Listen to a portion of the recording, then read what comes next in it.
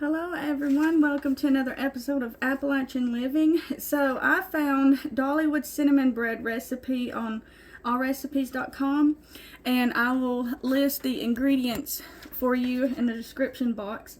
But it's been a long time since we've been to Dollywood. We don't live very far away from it, only a couple of hours, but just being so busy, don't have time to go. But anyway, we have the recipe here, and in my stand mixer, which I've never used before, I have, let's see, 1.5 cups of bread flour, a half a teaspoon of salt, and then to that I am, let's see here, oh, and a tablespoon of sugar. I don't think I told you about the sugar.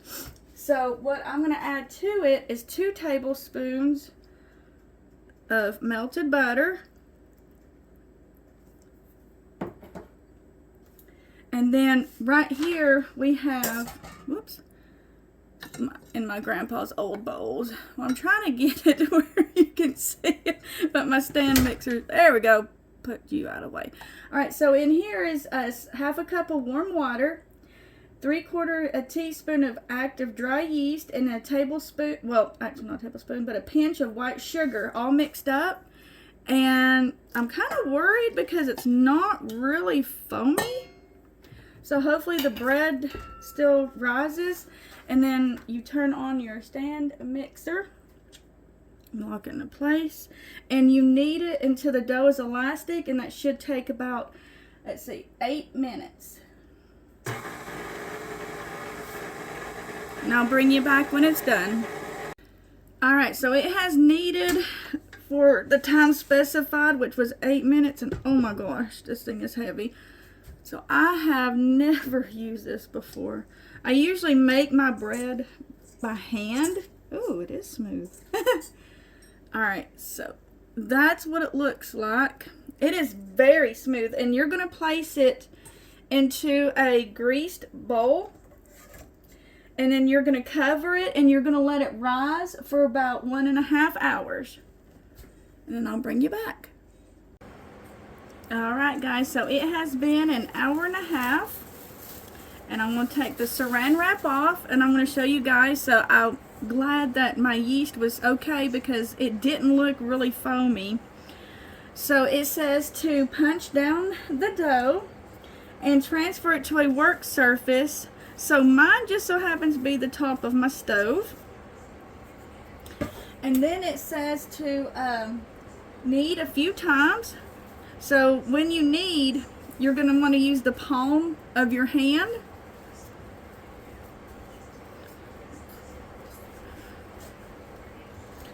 This dough feels really good. Alright, then you're going to cut it in half. So I'm going to try and tear it with my hands. This side looks a little bit bigger. Then you're going to gently shape it into 2 3x6 loaves. And I don't know if mine can get that big. It says be careful not to overwork the dough. And then it asks for you to place the loaves on a parchment lined baking sheet and cover with plastic wrap. I already have 2 of my loaf pans greased. So I'm going to lay it in there and let it rise in there, and then it says you let it rise for about 30 minutes to an hour. And I'll bring you back. Hey guys, welcome back. So it has been about 45 minutes. I noticed that the loaves weren't getting very large, so I actually combined them. So I have them in one loaf pan right here. Alright, so now it says to preheat the oven to 350 degrees. And then we're going to make a topping. And in here I have a 1/4 cup of white sugar, 1/4 cup of brown sugar, and a tablespoon of cinnamon. I'll mix those together.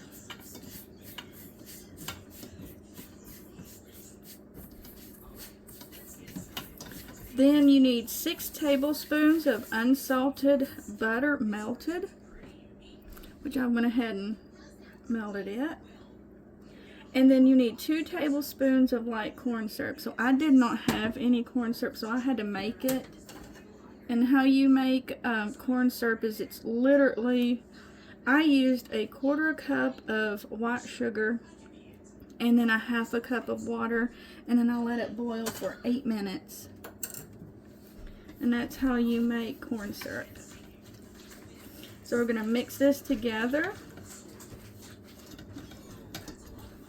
And it wants me to cut 4 deep slashes across the top of my loaf, and it said that the loaf will deflate.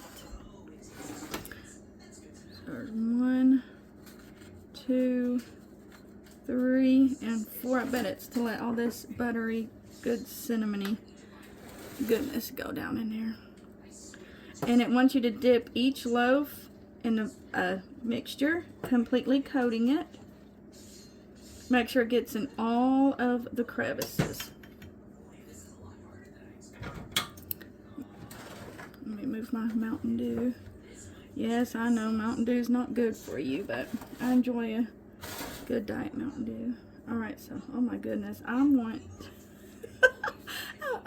this is the other pan. Let me go ahead and grease it, because it looks like it's going to be a sticky mess. Now, I've never had this, so I'm excited to try it. Oh my Lord, this is going to be a disaster, I bet I'm going to make a mess, guys.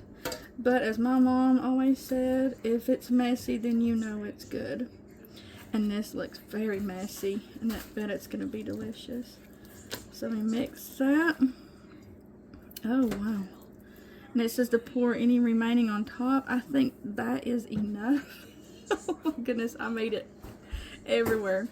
And then it says for you to place it in your oven and bake until golden brown, about 25 to 30 minutes, and I'll bring you back.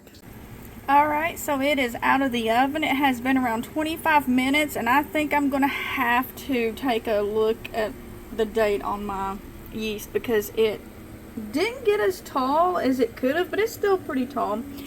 And you make a glaze out of 1 1/4 cups of powdered sugar, a pinch of salt, 2 tablespoons of unsalted butter melted, and 3 to 5 tablespoons of milk. And you just mix it all up until you get the consistency you want. And then you will place, you take this out of the pan, and you will let it sit on a wire rack cooling for about 15 minutes, and then you will drizzle on your glaze.